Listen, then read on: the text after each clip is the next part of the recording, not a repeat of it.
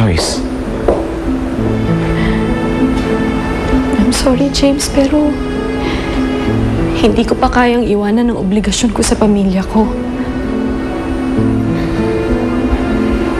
Hindi ba napag-usapan na natin to? Pwede ka pa rin naman tumulong kahit kasal na tayo, di ba? Eh, paano pang mag-anak na tayo? Paano kung kailangan kong tumigil sa trabaho para lang maalagaan ang magiging anak natin? Hindi ko na sila matutulungan pag nagkataon.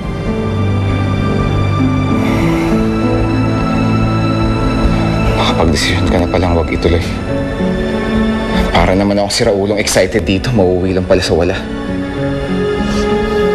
Huwag ka namang magalit sa akin, please. Paano ako? Gusto mo ba umalis ako papuntang US na wala akong kasiguraduhan kung ano mangyayari sa relasyon natin?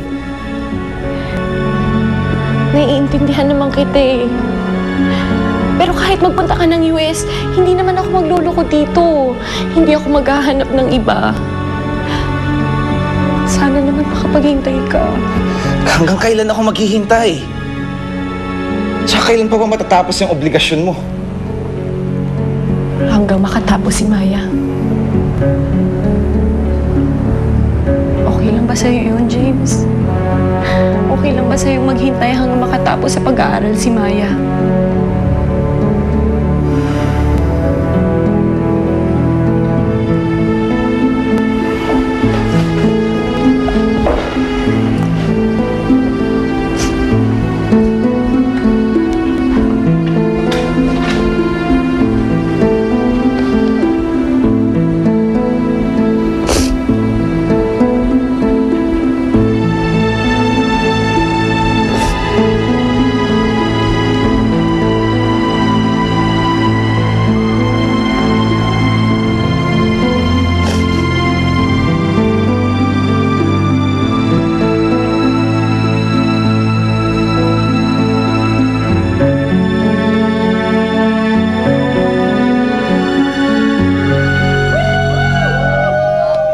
Happy birthday, Greg!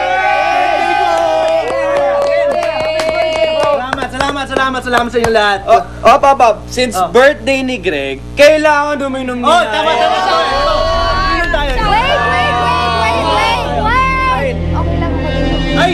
Ba't tumatangi? Walang madaya dito, walang madaya. Maya, birthday ko. Dapat sumat ka rin lahat kami, oh. Bakit di ka naman tropa niyan? Shot! Oo nga, Maya. Kasi hindi ako umiinom eh. Sige, ganito, babe. Sige, sasabayan kita. Oo nga, Maya. Tatanggihan mo ba yung boyfriend mo? Oo. Go, Maya! Oh, cheers! Go!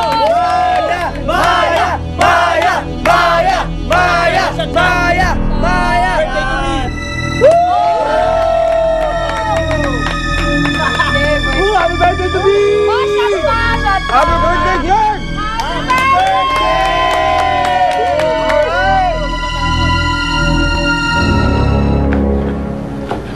Mano po, Nay. Anak. Tulungan ko na po kayo. Kumusta na? Nag-usap na ba kayo ni James? Sinabi mo ba na hindi na kayo matutuloy sa papakasal ninyong dalawa? Sa susunod, wag mo akong susuwayin, anak, ha? Hindi po, Nay. Nagkausap na kami. Alam na po niya. Mabuti naman. Salamat naman at nakikinig ka sa akin, anak. Sa susunod kasi, wag kang pabigla-bigla. Tsaka mag-isip ka muna bago ka gumawa ng mga desisyon na yan. Lalo pat maaapektuhan ng mga kapatid mo sa magiging desisyon mo. Intindihan mo ba ako, anak?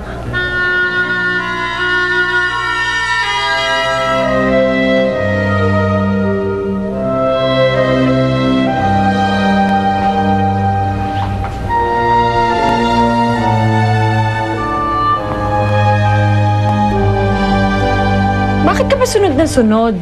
Bakit po kayo ikot ng ikot? Kasi gabi na wala pa si Maya. Usually kasi pag ganitong oras, nandito na siya sa bahay. Sigurado po, nagmamall lang po yun. Mall?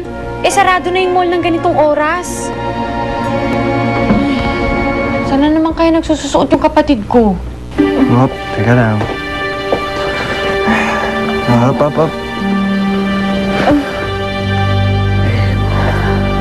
Gusto ko na umuwi sa bahay. sa atin ito. Kailangan mo magpahinga, okay? Asan ba tayo? Sa bahay ni Greg.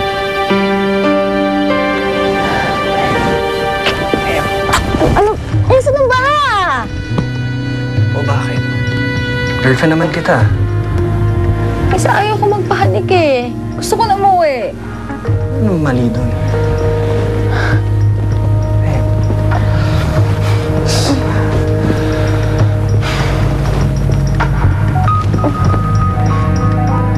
Sabi ko sa'yo, hindi mo kaya.